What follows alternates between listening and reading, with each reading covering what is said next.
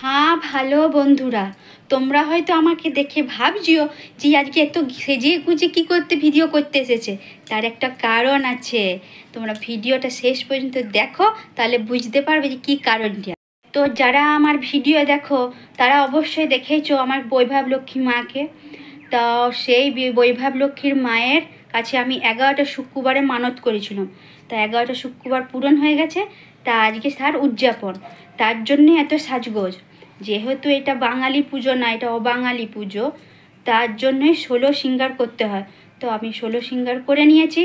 এরপর কি কি করব না করব তার ভিডিও তো তোমাদেরকে দেখাতে হবে, তার জন্যে আমি চলে এসেছি। তো এই পুজোটা কিভাবে করতে হয় বা কিভাবে উদযাপন করছি সেই ভিডিওটা দেখতে হলে কিন্তু শেষ পর্যন্ত ভিডিওটা দেখতে হবে, এবং এই ধরনের আরও ভিডিও দেখতে হলে আমার চ্যানেলটাকে সাবস্ক্রাইব করতে হবে, বুঝেছো? আর আমি যে ভিডিওগুলো বানাচ্ছি তাতে একটা করে লাইক দিতে হবে, কমেন্টও করতে হবে। তোমরা তো কিছুই করছো না। তো এই পুজোটা করতে গেলে সমস্ত কিছু লাল পরতে হবে, লাল শাড়ি, মানে বৈভব লক্ষ্মীর মা লাল রঙটা খুব পছন্দ, বুঝেছো?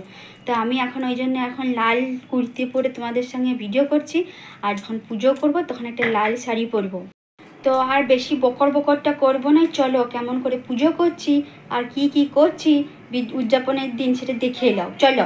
হ্যাঁ ভালো বন্ধুরা, আমি সকল কাজগুলো সেরে নিয়েছি। তারপরে আমি সকাল সকাল স্নানটা করে নিয়েছি। এই ব্রততে সকালে সব কাজকর্ম সেরে মা বৈভব লক্ষ্মীর নাম নিয়ে ঘুম থেকে বিছানার থেকে উঠে স্নান টান সেরে শুদ্ধ লাল বস্ত্র এবং যে কোনো রঙের বস্ত্রই পরতে পারো, কিন্তু কালো আর নেভি ব্লু কালারটি বাদ দিয়ে সব ধরনের বস্ত্র পরতে পারো। আর দেখো আমার এখানে পরিষ্কার হয়ে গেছে। আর আমার বৈভব লক্ষ্মীর মায়ের গোলাপ ফুল খুব প্রিয়, তার জন্য আমি নিজের হাতে মালা করব বলে গোলাপ ফুল আর রজনীগন্ধা ফুল আমি কিনে নিয়ে এসেছি। আর এখানে গেঁদা ফুলও আছে, সব মিলিয়ে আমি মালা গাঁথবো, বুঝেছো? যেহেতু মায়ের লাল রং পছন্দ, ওই জন্য আমি লাল রঙের সুতো দিয়ে দুটো মালা গেঁথে নিলাম। একটা হচ্ছে গণপতি বাপ্পার আর একটি হচ্ছে মা বৈভব লক্ষ্মী। দেখো এখন 1টা বাজে, আমি সমস্ত রকম রান্না বান্না সব সেরে সুরে এরপর আমি মায়ের বাসনগুলো মাজবো। চকচকে করে মাজতে হবে তো নাকি, সেই জন্যে আমি তেঁতুল আর বালি দিয়ে ঘষে ঘষে মাজবো। দেখো চকচক করছে বাসনগুলো। এই বাসনগুলো পায়েস রাঁধবো, সেই জন্য পুজো হবে। আর দেখো পায়েসের জন্যে আমি 4 প্যাকেট দুধ নিয়ে আসছি, আর ওদিকে চাল, চিনি, কাজু, কিশমিশ সব আছে, বুঝেছো? তো এই বৈভব লক্ষ্মীর পুজোতে চা শরবত খাওয়া চলে, তাই আমি একটু সাঁঠুর শরবত করে খাচ্ছি। আর দেখো এখন 3:15 বাজছে, আমি আর একবার স্নান করে চলে এলাম পুজো করার জন্যে। এই পুজোতে একবার সকালে চান করে শুদ্ধ হতে হবে, আর একবার পুজো করতে সময় তখন একবার চান করতে হবে। আমি নিজের হাতে মায়ের জন্য নারকেল মিষ্টি বানাবো, ওই জন্য নারকেল কুড়তে বসে গেছি। এই দেখো ঘি ঢেলে নিলাম, এরপর নারকেল পুর করার জন্যে এবার নারকেলগুলো ঢেলে নেবো, বুঝেছো? মায়ের পুজো করছি বলে কথা, একটু মিষ্টি না বানিয়ে দিলে হয়? এই দেখো আমার নারকেল পুরো করা হয়ে গেছে। এবার এগুলো আমি পাকিয়ে নেবো। পাকানোর পর পায়েসটা বসিয়ে দেবো। তাড়াতাড়ি করে পায়েসটা করিয়ে নিই, তা নাহলে দেরি হয়ে যাবে পুজো করতে। তারপর তো যাদেরকে স্ত্রীদের নিমন্ত্রণ করেছি তারাও যদি চলেই আসে। দেখো এরপর আমি পায়েসটা বসিয়ে দিলাম। আস্তে আস্তে পায়েসটা হয়ে পড়ে আমি ওইদিকে ঠাকুরের চারধারটা পরিষ্কার করে নেবো। এই দেখো আমার এখানে পরিষ্কার করা হয়ে গেছে। এরপর আমি না সামান্য গঙ্গা জল ছিটিয়ে নেবো শুদ্ধ করার জন্যে। গঙ্গা জল চারিধারে ছিটিয়ে নেব, যেখানে জিনিসপত্র আছে সেখানেও ছিটিয়ে নেবো, ঠিক আছে? এরপর যেখানে গঙ্গা জল ছিটালাম সেখানে আমি হলুদ দিয়ে স্বস্তিক চিহ্ন এঁকে নেবো। মায়ের যেখানে আসন পাতবো তার নিচে একটা স্বস্তিক চিহ্ন আঁকতে হয়, আর স্বস্তিক চিহ্ন কখনো ফাঁকা রাখতে নাই, বুঝেছো? তাই আমি চারধারটা বেঁধে দিলাম স্বস্তিক চিহ্নটাকে। এরপর সেখানে সিঁদুরের কুমকুম ফোঁটা দিয়ে আতপচার দিলাম, এবং মাকে যেখানে পাতবো সেখানে লাল কাপড় দিয়ে পাততে হবে, জানোই তো মায়ের লাল রং খুব প্রিয়। এরপরে এই চৌকির উপরে আমি আতপ জাল দিয়ে অষ্টকমল বানাবো। মা তো এখানে বসবেন, তার উপরে আমি গোলাপ ফুল দিয়ে সাজিয়ে দিব, বুঝেছো? এরপর মা যেখানে যেখানে বসবে গোলাপ ফুল দিয়ে সাজিয়ে দেবো। এটা হচ্ছে মায়ের স্নান করানোর জন্য গোলাপ জল নিয়ে নিচ্ছি, বুঝেছো?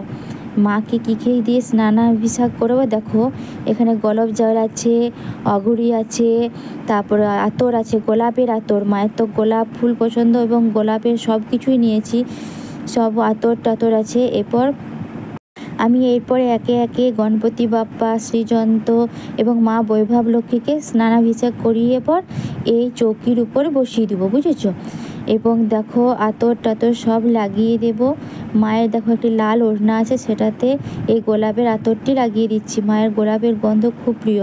আর বস্ত্রস্বরূপ দেখো এই মৌলি সুতো দিচ্ছি। প্রথমে গণপতি বাপ্পাকে দিয়ে দিয়েছি, এরপর দিলাম মা বৈভব লক্ষ্মীকে। আমি যে নিজের হাতে মালাটা করেছিলাম সেটাও হচ্ছে পরিয়ে দিলাম, এবং মাকে যে ওড়নাটা দিই সেটা দিয়ে দিলাম, এবং ফুল দিয়ে চারধারটা সাজিয়ে দিচ্ছি। এটা হচ্ছে মঙ্গল ঘট, মায়ের মঙ্গল ঘট।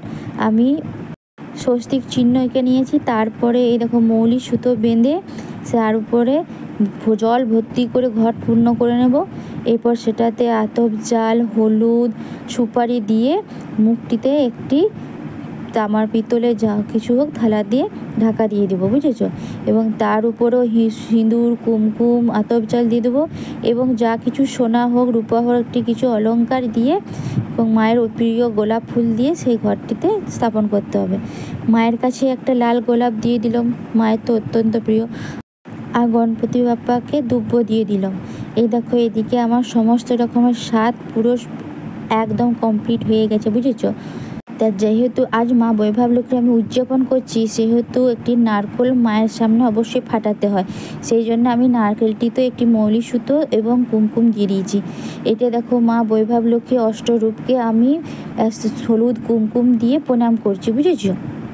ধন্য প্রদে দেবী, ধন্য লক্ষ্মী প্রদীশিমে, জয় শ্রী শ্রী ধন্য লক্ষ্মী মাতায় নমঃ, জয় শ্রী শ্রী ধন্য লক্ষ্মী মাতায় নমঃ, জয় শ্রী শ্রী ধন্য লক্ষ্মী মাতায় নমঃ, জয় শ্রী মহালক্ষ্মী মাতায় মহালক্ষ্মী যন্ত্রে নমঃ। বিশ্বরূপর্ষি ভার্যাসি পদ্মে পদ্মালয় শুভে সর্বত্র পাহি মাং দেবী মহালক্ষ্মী নমস্তুতে, বন্দে বিষ্ণুপ্রিয়ং দেবং দারিদ্র দুঃখ নাশিনীং ক্ষীরোদপুত্তং কেশবকান্তং বিষ্ণুবক্ষ বিলাসিনীং লক্ষ্মীং তদ্ধন্য রূপর্ষি প্রণনানি প্রণদায়িনীং দারিদ্র দুঃখ সংহন্তিং দেবী লক্ষ্মী দেবী নমস্তুতে। জয় মা মহালক্ষ্মী, জয় মা বৈভব লক্ষ্মী, জয় মা মহালক্ষ্মী, জয় মা বৈভব। এরপর ফুল আর আতপ চাল নিয়ে মায়ের ব্রত কথা শুনবো। এই ব্রত কথা শোনার পর মায়ের আরতি শুরু করব, বুঝেছো। এই দেখো আমি আরতি করার জন্য প্রদীপ জ্বালাচ্ছি। ওম জয় লক্ষ্মী মাতা, মা জয় লক্ষ্মী মাতা, শুভ গুণ যুক্ত মন্দির তোমার, তুমি ক্ষীরদ নন্দিনী ধন সূর্যর। জয় মা বৈভব লক্ষ্মীর জয়, জয় মা মহালক্ষ্মীর জয়, জয় মা বৈভব লক্ষ্মীর জয়, জয় মা। আর হ্যাঁ, মা না কর্পূরের আরতি খুব পছন্দ করে, সেই জন্য আমি কর্পূরের আরতিও করছি। আমার কাছে যেহেতু পানীয় শঙ্খ নেই, তাই এই শঙ্খটা দিয়েই মাকে আরতি করলাম, বুঝেছো। উদযাপনের দিন আরেকটি নিয়ম হলো, এই যে ধুনোটা জ্বালিয়েছি এর ভিতরে যে মায়ের যে নৈবেদ্য দিয়েছি সেগুলো সব এটার উপরে দিতে হবে। মাকে উৎসর্গ করছি, বুঝেছো। সেই জন্য এই ধুনোটার উপরে সব কিছু দিতে হবে, মিষ্টি, পায়েস যা কিছু করেছি সে সব দিতে হবে। এরপর যে বললাম যে নারকেলটা ফাটাতে হয়, সেই নারকেলটা আমি ফাটিয়ে নিয়েছি। এটি হচ্ছে মায়ের আসল প্রসাদ, বুঝেছো। এই দেখো মায়ের চরণে রেখে দিলাম নারকেলগুলো প্রসাদ হিসাবে গ্রহণ করার জন্যে। এরপর মাকে একটা প্রণাম করে নিলাম। তোমরাও মাকে একটা প্রণাম করে নাও, মায়ের কাছে সব মনস্কামনা পূর্ণ করো মা।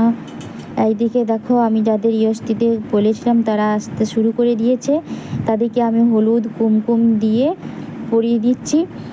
যেহেতু আমি 11টা শুক্রবার মানত করেছিলাম, ওই জন্য 11টি ইয়স্তিকেই আমি নিমন্ত্রণ করেছি। সবাই তো এখন এসে পৌঁছায় নাই, যারা যারা এসেছে তাদেরকেই আমি হলুদ কুমকুম পরিয়ে দিচ্ছি, আলতা পরিয়ে দিচ্ছি, এবং যে মায়ের প্রসাদ আছে সেটাও দিব। আর যে বৈভব লক্ষ্মীর বই আছে সেটাও তাদের হাতে দিয়ে দেবো। তো এটা হচ্ছে আমার বৈভব লক্ষ্মী উদযাপনের ভিডিও। তো তোমাদের যদি ভালো লেগে থাকে তো অবশ্যই লাইক, কমেন্ট এবং সাবস্ক্রাইব করে দিবে, ঠিক আছে। এবং আরও যন্ত্রের ভিডিও এরকম পেতে চাও তাহলে অবশ্যই সাবস্ক্রাইবের পাশে বেল বাটনটিও টিপে দিবে। ঠিক আছে মা, জয় মা বৈভব লক্ষ্মীর জয়, জয় মা বৈভব লক্ষ্মীর জয়, জয় মা বৈভব লক্ষ্মীর জয়। সবার কল্যাণ করো মা, সবার ভালো করো, তোমরা সবাই ভালো থেকো, ঠিক আছে।